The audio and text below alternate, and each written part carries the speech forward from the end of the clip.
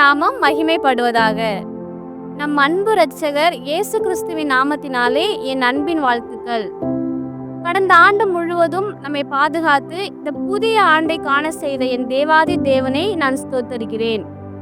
இந்த 2025ஆம் ஆண்டின் தீர்க்க தரிசன வாக்குத்தத்தம் ஏசாயா 54ஆம் அதிகாரம் தேவ வார்த்தை 8. நித்திய கிருபையுடன் உனக்கு இறங்குவேன் என்று கர்த்தராகிய உன் மீட்பர் சொல்கிறார். ஆமென். கர்த்தர் இந்த ஆண்டு முழுவதும் கிருபையின் தேவனாகவும் இரக்கத்தின் தேவனாகவும் நம்மை தாங்க போகிறார். இந்த வருடம் நான் என்ன செய்ய போகிறேன், இந்த வருடம் முழுவதும் எப்படி இருக்குமோ என்று கவலைப்படாதீங்க. நம் மீட்பராகிய ஆண்டவர் இந்த வருடம் முழுவதும் நித்திய கிருபையுடன் நமக்கு இறங்குவார். எனக்கு அன்பானவர்களே, இந்த வருடத்தில் ஒரு புதிய மாதத்தை காண செய்த தேவனுக்கு கோடான கோடி ஸ்தோத்திரங்கள். இந்த பிப்ரவரி மாதத்திலும் கர்த்தர் நமக்கு தருகிற வாக்குத்தத்தம் சங்கீதங்களின் புஸ்தகம் 27ஆம் அதிகாரம் 6வது வசனம். இப்பொழுது என் தலை என்னை சுற்றிலும் இருக்கிற என் சத்துருக்களுக்கு மேலாக உயர்த்தப்படும். என் அன்பான சகோதர சகோதரிகளே, ஆண்டவராகிய கர்த்தர் உங்கள் சத்துருக்களுக்கு மேலாக உங்கள் தலையை உயர்த்துவார். உங்களுக்கு எதிராக இருக்கிற சத்துருக்கள் எத்தனையோ மனிதர்கள் உங்களுக்கு விரோதமாக எழும்பலாம். ஆனால் அவர்களை பார்த்து நீங்கள் பயப்படாதீர்கள். உங்களை சுற்றிலும் அநேக ஆயுதங்கள் இருக்கலாம். ஆனால் அவைகளால் உங்களை ஒன்றும் செய்ய முடியாது. நீங்களும் நானும் ஆராதிக்கிற நம் தேவன் நம் சத்துருக்களுக்கு மேலாக நம் தலையை உயர்த்தக்கூடியவர். அவரை நம்பியிருக்கிறவர்களே, அவர் ஒருபோதும் வெட்கப்பட்டு போக விடமாட்டார். அவரை நம்பியிருக்கிற உங்களை கர்த்தர் உங்கள் சத்துருக்களுக்கு முன்பதாக உயர்த்துவார். சங்கீதம் 23ஆம் அதிகாரம் 5வது வசனம் சொல்கிறது, என் சத்துருக்களுக்கு முன்பாக நீர் எனக்கு ஒரு பந்தியை ஆயத்தப்படுத்தி என் தலையை எண்ணெயால் அபிஷேகம் பண்ணுகிறீர். என் பாத்திரம் நிரம்பி வழிகிறது. உங்களுக்கு விரோதமாக ஒரு பாளையமே இறங்கினாலும் பயப்படாதிருங்கள். காரணம், உங்களோடு கர்த்தர் இருக்கிறார். உங்கள் சத்துருக்களுக்கு முன்பதாக ஒரு பந்தியை அவர் ஆயத்தப்படுத்தி உங்கள் தலையை எண்ணெயால் அபிஷேகம் பண்ணுகிறார். உங்கள் சத்துருக்களுக்கு மேலாக உங்கள் தலையை நிச்சயம் உயர்த்துவார். இப்பொழுது நம்முடைய ஊழியக்காரர் கர்த்தருடைய வார்த்தையை குறித்து உங்களோடு பகிர்ந்து கொள்ளுவார். நீங்களும் அந்த வார்த்தையை கேட்டு கர்த்தருடைய நாமத்தை மகிமைப்படுத்துங்கள். கர்த்தராகி இருக்கிற இயேசு கிறிஸ்துவின் நாமத்தினாலே 2025ஆம் ஆண்டு பிப்ரவரி மாதம் உங்களை சந்திப்பதில் மிகுந்த சந்தோஷம்.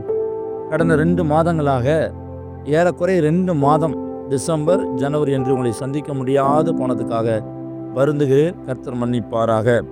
கடந்த 2 மாதங்களாக உபவாசத்தின் வேலைகள் அதிகமாக இருந்தபடினாலும் உபவாச நாட்கள் இருந்தபடியாலும் இன்னுமாக ஆலயத்தின் முக்கிய பணியை செய்யும்படியான கர்த்தர் காரியங்களை ஏவினபடினாலும் அதிலே கவனம் அதிகமாக செலுத்தினேன்.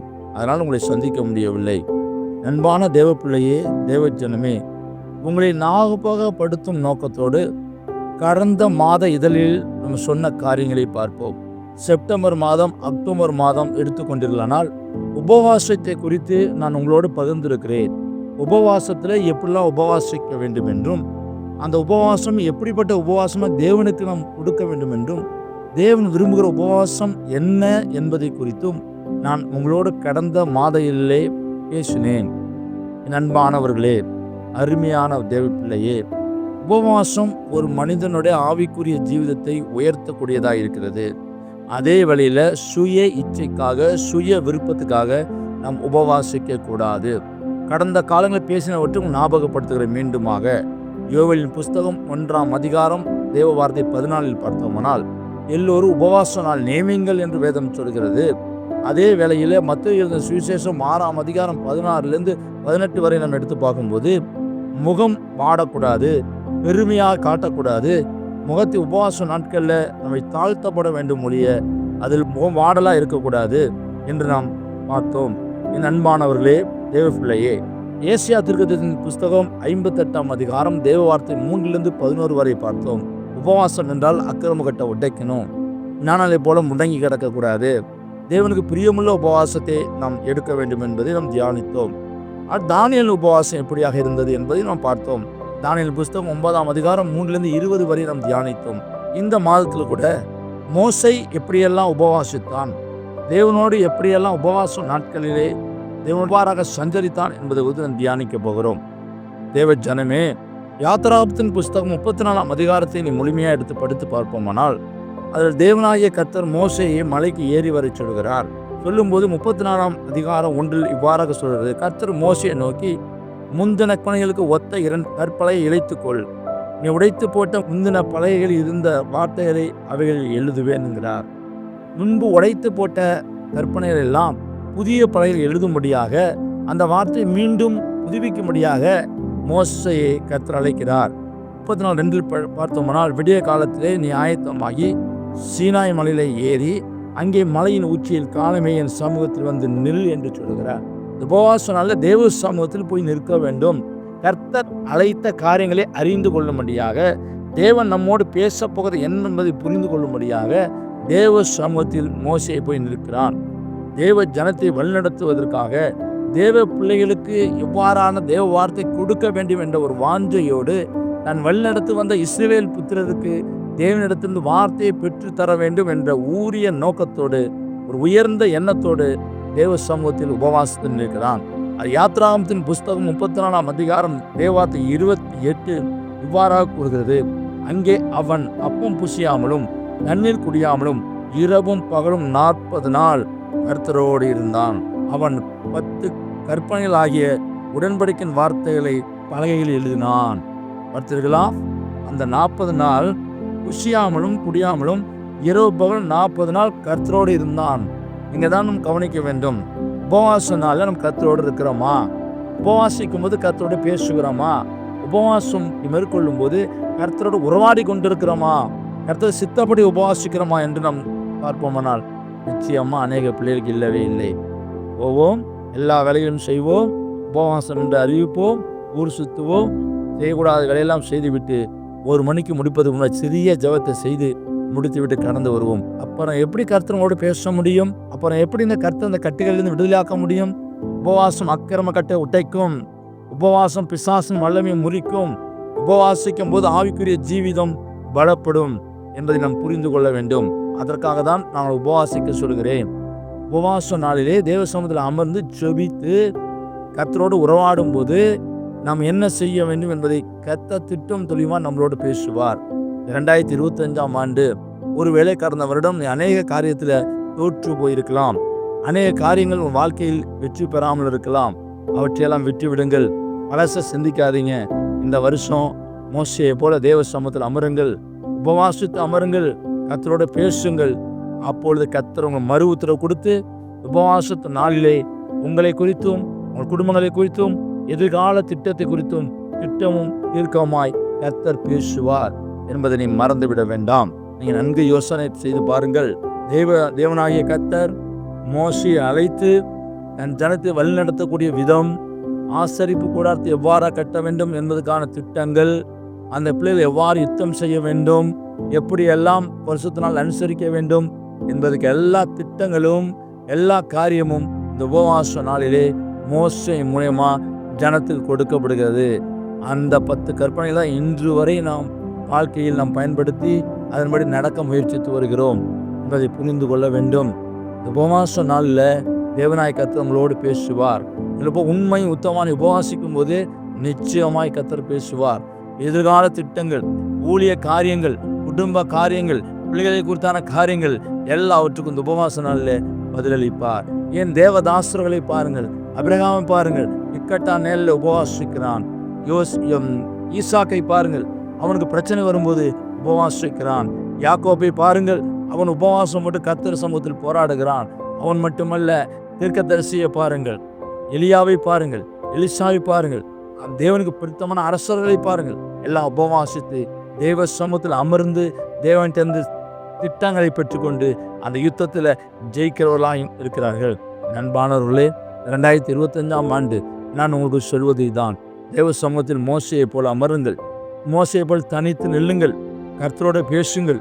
அப்போது தேவனாய் கர்த்தர் உங்களை குறித்தும் உங்கள் பிள்ளைகளை குறித்தும் திட்டம் தீர்க்கமாக 2025ஆம் ஆண்டு பேசி நடக்க வேண்டிய வழியை உங்களுக்கு காண்பித்து உங்கள் மீது கண்ணை வைத்து உங்கள் ஆலோசனை தருவார். ஏன் நம்முடைய கர்த்தராகிய இயேசு கிறிஸ்துவை பாருங்கள். மத்தேயு எழுதின சுவிசேஷம் 4ஆம் அதிகாரம் 2 பார்ப்போமானால், அவர் இரவு பகலும் 40 நாள் உபவாசம் இருந்த பின்பு அவருக்கு பசி உண்டாயிற்று. ஊழியத்தை செய்வதற்கு முன்பதாக 40 நாள் உபவாசத்தை தரித்திருந்து அந்த உபவாசம் முடித்த பின்பாக பிசாசின் போராட்டத்தை வென்று ஊழியத்தை அவர் துவங்குகிறார். இன்று ஊழியம் செய்கிற அன்பான சகோதரனே சகோதரியே, குடும்ப பிரச்சனையால் சிக்கி தவிக்கிற சகோதரனே சகோதரியே, எந்த ஒரு காரியத்தையும் செய்ய முடியல, குழப்பமாக இருக்குன்னு குழம்பி இருக்கிறாயா? பயப்படாதிருங்கள், உபவாசிங்கள். அந்த உபவாசம் தேவனுக்கு பிரியமுள்ள உபவாசமாக இருக்கட்டும், தேவன் விரும்புகிற உபவாசமாக இருக்கட்டும். இஷ்டத்துக்கு எடுத்துடாத. நீ இஷ்டத்துக்கு எடுத்தனா அது இச்சையினால் உண்டான உபவாசம். அது நிச்சயம் ஜெயம் கிடைக்காது, வெற்றியும் வராது, கர்த்தரும் பேச மாட்டார். தேவன் விரும்புகிற உபவாசத்தை மேற்கொள்ளும் போது அதில் ஒரு ஜெயம், அதில் ஒரு பலன், அதன் மித்த ஆவிக்குரிய ஜீவிதம் பலப்படும் என்பதை நீ மறந்துவிட வேண்டாம். அன்பானவர்களே, இந்த அருமையான சிறகுகள் என்ற மாத இதழின் மூலமாய் இந்த பிப்ரவரி மாதம் அநேக நாட்களுக்கு பிறகு உங்களை சந்திப்பதில் மிகுந்த சந்தோஷம். இந்த நாட்கள் உபவாச நாட்களை குறித்து உங்களோடு நான் பேசியிருக்கிறேன். கர்த்தர் அந்த வார்த்தையின் ஆசீர்வதிப்பார் என்று நம்புகிறேன். தயவு கூர்ந்து இந்த யாத்திராகம புஸ்தகம் 34ஆம் அதிகாரம் முழுமையாய் படித்து அதில் தேவனாய் கர்த்தர் மோசையோடு சொன்ன காரியங்களை தேவ வார்த்தையிலே தியானித்து நீங்களும் கர்த்தர் சித்தமானால் உபவாசத்தை மேற்கொள்ளுங்கள். எந்த காரியத்தை முன் வைத்தீர்களோ அந்த காரியத்தை முன்வைத்து உபவாசியுங்கள். உபவாசித்து மொட்டையாக முடித்து விடாதீர்கள். கர்த்தாவே, நான் உம்மிடம் பேசிவிட்டேன், நீர் பேசும் என்று தேவ சமூகத்தில் காத்திருங்கள். நிச்சயமாக தேவனிடத்திலிருந்து வல்லமையான வார்த்தை வெளிப்படும். அன்று மோசைக்கு யாத்திராகமம் 34 வெளிப்பட்டு ஆசரிப்பு கூடாரம் எப்படி கட்டமைக்கப்படும் என்று வார்த்தை வெளிப்பட்டது, எப்படி யுத்தம் செய்ய வேண்டும் என்று முறை வெளிப்பட்டது, எப்படி இஸ்ரவேல் புத்திரர்களை வழிநடத்த வேண்டும் என்பதற்கான திட்டங்கள் வெளிப்படுத்தப்பட்டது, எப்படியெல்லாம் உணவு உட்கொள்ள வேண்டும், என்னவெல்லாம் செய்ய வேண்டும் என்பதான திட்டங்கள். உணவு சாப்பிட்றது கூட மன்னாவை எப்படிதான் சேகரித்து வைக்கணும், மன்னாவை எப்படிலாம் சாப்பிடணும் என்பதற்கான திட்டங்கள் எல்லாம் பரத்திலிருந்து உபவாசனாலே மோசைக்கு கொடுக்கப்படுமானால் இன்றைக்கு உனக்கும் எனக்கும் கொடுக்க இயேசு கிறிஸ்து வல்லவராய் இருக்கிறார் என்பதை நீ மறந்துவிட வேண்டாம். இதை புரிந்து கொண்டு தேவசம் 2025ஆம் ஆண்டில் நீ என்ன செய்ய போகிறார், எப்படி தேவனுக்கு என்று வாழப் போகிறாய், ஊழியத்தை குறித்து உன் பிள்ளைகளை குறித்து எல்லாவற்றும் குழப்பமாக இருக்கிற எல்லாவற்றும் தேவசமத்தில் அமர்ந்து உபவாசத்தை மேற்கொள். அப்போது பரத்திலிருந்து உனக்கு ஒத்தாசை அனுப்பி அந்த உனக்கு குழப்பத்திலிருந்து கர்த்தராகிய தேவன் விடுதலை ஆக்கி உனக்கு தெளிந்த புத்தியும் ஞானத்தையும் கொடுத்து திட்டங்களை பரத்திலிருந்து கொடுப்பார். இந்த செய்தியை கர்த்தர் ஆசீர்வதிப்பாராக. என்னோட சேர்ந்து ஜெபிப்பீர்கள் என்று நம்புகிறேன், விசுவசிக்கிறேன். ஜெபிப்போமா? இல்லை, அதிகமாக நேசிக்கிற அன்பின் பரலோக பிதாவே, இந்த சத்தத்தை கேட்கிற பிள்ளைகளை கர்த்தர் ஆசீர்வதிப்பீராக. இந்த சிறகுகள் என்ற மாத இதழ் மூலமாய் இவரோடு ஜெபிக்க ஒரு சந்தர்ப்பத்தை கொடுத்தபடியால் நான் துதிக்கிறேன், ஸ்தோத்தரிக்கிறேன். இதனால் உபவாச நாட்களை குறித்து தகப்பன் மோசே இருந்த உபவாசத்தை நான் அவளோடு பகிர்ந்திருக்கிறேன். மோசே தனித்து கர்த்தரோடு இருந்தது போல உபவாச நாளில் பிள்ளைகள் தனித்து கர்த்தரோடு இருக்கவும் எதிர்கால திட்டங்களை பெற்றுக்கொள்ளவும் கிருபையும் பலனும் தருவீராக. இந்த சத்தத்தை கேட்கிற ஒவ்வொருவரையும் ஆசீர்வதிப்பீராக. பிரச்சனைகள், கண்ணீர், கவலை எல்லாம் மாறட்டும். வாழ்த்துகிறேன் இயேசுவின் நாமத்தில் நல்ல பிதாவே. ஆமேன், ஆமேன், ஆமேன். Praise the lord. மீண்டுமாக அடுத்த மாதம் இந்த இதழ் வழியாக உங்களை சந்திக்கிறேன். எனக்காகவும் எங்கள் ஊழியத்துக்காகவும் ஜெபித்துக் கொள்ளுங்கள். God bless you. Praise the lord. ஆமேன். செய்தி கொடுத்து நம்முடைய ஊழியக்காரருக்காக தேவனுக்கு நாம் நன்றி செலுத்துவோம். அடுத்ததாக நம்முடைய சகோதரி நான்சி கிறிஸ்டினா அவர்கள் பெண்களை குறித்தான காரியங்களை உங்களோடு பகிர்ந்து கொள்ளுவார். Price the Lord. தேவாதி தேவனுக்கு மகிமை உண்டாவதாக. கர்த்தரும் நம் அருமை இரட்சகருமாகிய ஆண்டவராகிய இயேசு கிறிஸ்துவின் நாமத்தினாலே உங்களுக்கு என் அன்பின் நல்வாழ்த்துக்கள். இந்த மாதத்தில் கர்த்தர் நம்மோடு இடைப்படுகிற ஒரு காரியம், பரிசுத்த ஆவியானவருடைய பலனை சார்ந்து ஜெயத்தை பெற்றுக்கொள்ளுதல். ஜெபிக்கிற பெண்கள் ஜெயிக்கிற பெண்கள் என்று தொடர்ந்து தியானித்துக் கொண்டு வருகிறோம். ஜெபிக்கிற, அதுவும் உண்மையாய் ஜெபிக்கிற ஒரு கிறிஸ்தவனின் வாழ்க்கையை நீங்கள் கவனித்து பார்ப்பீர்கள் என்றால் பரிசுத்த ஆவியானவருடைய துணையோடு மட்டுமே அவங்க ஜெயித்திருப்பார்கள். இன்றைக்கு பெண்கள், அதுவும் குறிப்பாய் பெண்களாய் இருக்கிற நம்ம வீட்டு பொறுப்புகளை பார்த்து கொள்வது மாத்திரம் இல்ல, குடும்பத்தில் இருக்கிற ஒவ்வொருவருக்காகவும் கர்த்தர் நம்மை உத்தரவாதியாய் வைத்திருக்கிறார். ரட்சிக்கப்படாத கணவராய் இருந்தால் அவருடைய ரட்சிப்புக்கு நாம் தான் உத்தரவாதி. பிள்ளைகள் முரட்டாட்டம் பண்ணுகிறவர்களாய் இருந்தால் பிள்ளைகளின் மனமாற்றத்திற்காக நாம் தான் உத்தரவாதம் எடுக்க வேண்டும். வேலைக்கு செல்கிற பெண்கள் வேலை காரியத்தையும் பார்த்து கொள்ளணும், வீட்டு காரியங்களையும் பார்த்து கொள்ளணும். எல்லாவற்றையும் திறமையாய் வெற்றியாய் ஜெயத்தோடு செய்து முடிப்பதற்கு பரிசுத்த ஆவியானவருடைய துணை நமக்கு அவசியமா இருக்கிறது. இந்த கடைசி நாட்கள்ல நம்ம பார்த்தோம்னா ஒவ்வொரு காரியத்திலும் ஜனங்களுக்கு எவ்வளவோ டேலண்ட், எவ்வளவோ அறிவு இருந்தாலும் மன சோர்வுக்குள்ளாய் டிப்ரெஷனுக்குள்ளாகி அநேக காரியங்கள்ல அவர்கள் தோற்றுக்கொண்டே வர்றாங்க. வாழ்க்கையில அடுத்த ஸ்டெப் எடுக்க முடியாதபடி திணறி கொண்டிருக்கிறாங்க. ஆனால் தேவ பிள்ளைகளாகிய நமக்கு துணை செய்ய, நமக்கு உதவி செய்ய பரிசுத்த ஆவியானவராகிய ஆண்டவர் நமக்கு இருக்கிறார். 2 கொரிந்தியர் 3ஆம் அதிகாரம் 17ஆம் வசனம். கர்த்தரே ஆவியானவர், கர்த்தருடைய ஆவி எங்கேயோ அங்கே விடுதலையும் உண்டு. ஆம், பரிசுத்த ஆவியானவர் இருக்கிற இடத்துல வெற்றி, விடுதலை, ஜெயம் உண்டு. இந்த ஆவியானவர் யார்? அவர் சர்வ வல்லமையுள்ளவர். அவர் தேவனாகிய கர்த்தர், சர்வ வியாபியாய் எங்கும் வியாபித்திருக்கிறவர். அவரால் நமக்கு ஜெயம் உண்டு. நமக்காக ஜெயக்கொடி ஏற்றுகிறவரும் பரிசுத்த ஆவியானவரே. என் அன்பு சகோதரிகளே, எதுக்காகவும் சோர்ந்து போகாதீங்க. உங்களுக்காக வல்லமையின் ஆவியானவர் ஒருவர் இருக்கிறார். அவர் உங்களை பலப்படுத்துவார். எந்த காரியத்தை குறித்தும் நீங்கள் கவலைப்படாதீர்கள். இந்த காரியம் வாய்க்குமா, என்னுடைய வாழ்க்கையில இந்த நன்மை நடக்காதா என்று சொல்லி ஏங்குகிற என் அன்பு பிள்ளைகளே, உங்களை பார்த்துதான் ஆண்டவராகிய கர்த்தர் சொல்லுகிறார், பலத்தினாலும் அல்ல, பராக்கிரமத்தினாலும் அல்ல, என்னுடைய ஆவியினாலேயே ஆகும் என்று சேனைகளின் கர்த்தர் சொல்லுகிறார். ஆம், அவருடைய ஆவியினாலே எல்லாம் ஆகும். உங்களுடைய வாழ்க்கையில நீங்கள் எதிர்பார்த்து கொண்டிருக்கும் நன்மைகளை தர, ஆவிக்குரிய ஆசீர்வாதங்களை தருவதற்கு பரிசுத்த ஆவியானவராலே ஆகும். நம்ம எல்லாருக்குமே தெரியும், ஆவியானவர் இருக்கிற இடத்துல விடுதலை உண்டு. அவரால் வெற்றியை நமக்கு தர முடியும் என்று நமக்கு தெரியும். அவராலே எல்லாமே செய்து முடிக்க முடியும் என்று நமக்கு தெரியும். ஆனாலும் அவரை நாம் பயன்படுத்துவது இல்லை. நன்மை மட்டும் வேண்டும், ஆசீர்வாதம் மட்டும் வேணும்.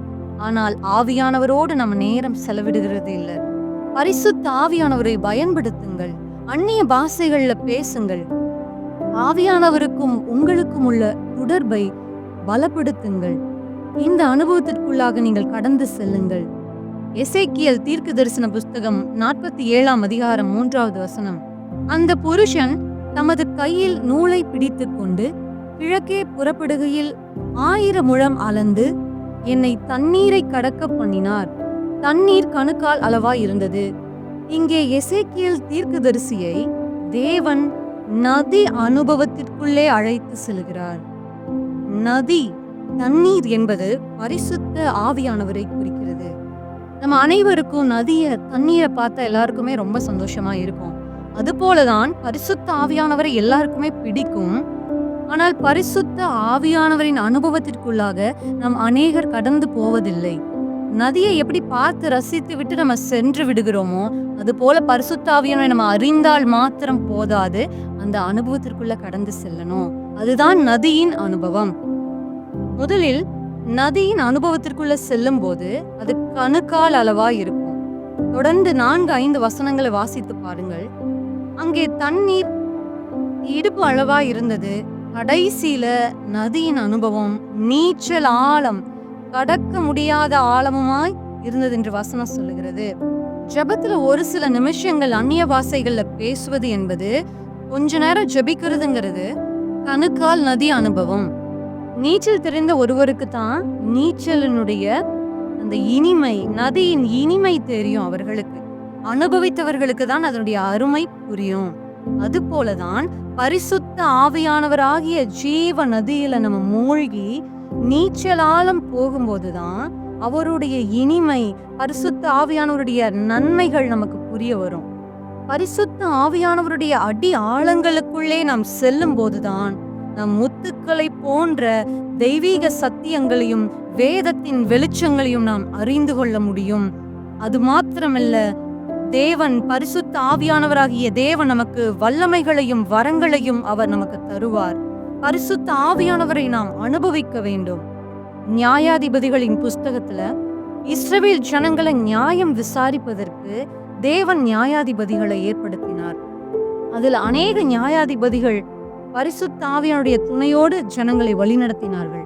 குறிப்பாய் சிம்சோனை எடுத்துக்கொள்வோமானால், அவன் போகிற இடத்திலெல்லாம் வெற்றி. அவன் செல்கிற அத்தனை இடங்களிலும் அவன் ஜெயத்தை பெற்றுக்கொண்டான். பெலிஸ்தியரை முறியடித்து போட்டான். ஒரு சின்ன கழுதையின் தாடை எலும்பை கொண்டு 1000 பேரை கொன்று போட்டான். காரணம், பரிசுத்த ஆவியானுடைய வல்லமை அவனுக்குள் இருந்தது. இன்னும் புதிய ஏற்பாட்டை எடுத்துக்கொள்வோமானால், படிப்பறிவில்லாத அப்போஸ்தலனாகிய பேதுரு பரிசுத்த ஆவியை பெற்ற பின்புதான் அவனுடைய வாழ்க்கை தலைகீழாக மாறுகிறது. அவனுடைய பிரசங்கம் மாறுது. ஜனங்கள் ரட்சிக்கப்படுகிறார்கள். இன்னும் சொல்லிக்கொண்டே போகலாம். பரிசுத்த ஆவியானுடைய அனுபவத்தின் மூலமாய் மாற்ற முடியாதது என்று எதுவுமே இல்லை. 1970களில் அமெரிக்க தேசத்துல கேத்ரின் குல்மான் என்ற தேவ ஊழியக்காரி இருந்தாங்க. அவர்கள் பரிசுத்த ஆவியானுடைய வல்லமையும் அபிஷேகத்தையும் பெற்றிருந்தார்கள். இந்த தேவ மனுஷி மூலமாக எண்ணிலடங்காத பிள்ளைகள் தெய்வீக சுகத்தை பெற்று கொண்டனர். ஜனங்கள் வியாதிகளிலிருந்து விடுதலை பெற்றுக்கொள்ள தொடங்கினார்கள். அநேக முடவர்கள் நடந்தார்கள். அநேக இயற்கைக்கு அப்பாற்பட்ட அற்புதங்கள் அவர்களுடைய ஊழியத்துல நடந்தது. தற்போது அமெரிக்க தேசத்துல வல்லமையாய் ஊழியம் செய்து கொண்டிருக்கிற, அற்புதங்களின் ஊழியங்களை செய்து கொண்டிருக்கிற பாஸ்டர் பென்னிஹின் என்பவர் தன்னுடைய இளம் வயதுல இந்த கேத்ரின் குல்மான் நடத்திய கூட்டத்தின் வழியாக பரிசுத்த ஆவியானுடைய நிறைவை பெற்றுக்கொண்டு இன்றை வரைக்கும் கர்த்தரால் பயன்படுத்தப்பட்டு வரும் ஒரு வல்லமையின் பாத்திரமாய் ஜொலித்து கொண்டு வருகிறார். பாஸ்டர் பென்னியின் மூலமாய் அநேக ஜனங்கள் வியாதிகளிலிருந்து விடுதலை பெறுகிறார்கள். உலகம் முழுவதிலும் அநேக தேசங்களுக்கு சென்று தேவனுடைய நாமத்தை, தேவனுடைய நற்செய்தியை அவர் பகிர்ந்து வருகிறார். இன்னுமாய் தேவனுடைய நாமத்தினால் பரிசுத்த ஆவியானுடைய துணையோடு ஜனங்களை தங்களுடைய வியாதிகளிலிருந்து விடுதலை செய்ய தேவன் அவரை பயன்படுத்தி வருகிறார். காரணம், கேத்ரின் குல்மான் என்ற ஒரு பெண் பரிசுத்த ஆவியானவருடைய நீச்சலால நதி அனுபவம் அவர்களுக்குள் இருந்ததனால்தான். எனக்கு அருமையான தேவ பிள்ளைகளே, என் அன்பு சகோதரிகளே, பரிசுத்த ஆவியானவருடைய அனுபவத்திற்குள்ளாக, அந்த ஜீவ நதி அனுபவத்திற்குள்ளாக நாம் செல்லும் போது நம்முடைய வாழ்க்கை மறுரூபமாக மாறும். மற்றவர்களும் நம்மால் மறுரூபமாக்கப்படுவார்கள். ஆவியானவர் தாமே உங்களை வழிநடத்துவாராக. நான் உங்களுக்காய் ஜெபிக்கிறேன். என் அன்பும் இரக்கமும் கிருபையும் நிறைந்த என் பரிசுத்த ஆவியானவரே, எங்கள் நல்ல பிதாவே, நாங்கள் நன்றியோடு நாங்கள் ஸ்தோத்தரிக்கிறோம். இந்த ஒளிப்பதிவை கேட்டுக்கொண்டிருக்கிற ஒவ்வொரு சகோதரிமார்களை ஒவ்வொருவரையும் நாங்கள் உங்கள் சமூகத்தில் ஒப்புக்கொடுக்கிறோம். ஆண்டவரே, பரிசுத்த ஆவியானவரை சார்ந்து அந்த ஜீவ நதியின் அனுபவத்தை பெற்றுக்கொள்ள எங்கள் ஒவ்வொருவருக்கும் கிருபை தாங்கப்பா. கேட்கிற ஒவ்வொருடைய பிள்ளைகளுடைய வாழ்க்கை மறுரூபமாக்கப்படட்டும்.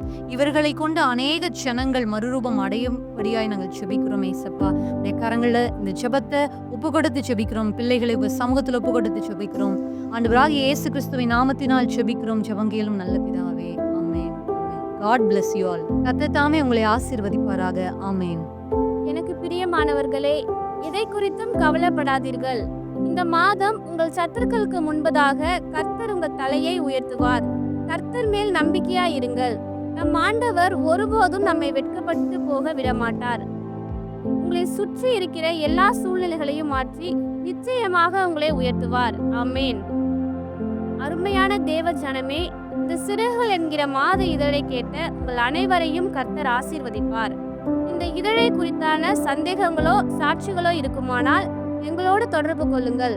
எங்களோடு தொடர்பு கொள்ள வேண்டிய முகவரி: இருக்கிறேன் ஊழியங்கள், வானத்தின் வாசல் சபை, மெயின் ரோடு, செம்பியன் கோமல் அஞ்சல், குத்தாலம் தாலுகா, மயிலாடுதுறை மாவட்டம். பின்கோட் 609805.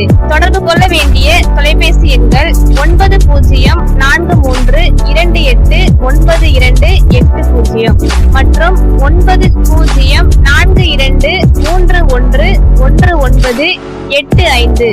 தொடர்பு கொள்ள வேண்டிய வாட்ஸ்அப் நம்பர் 9043289280.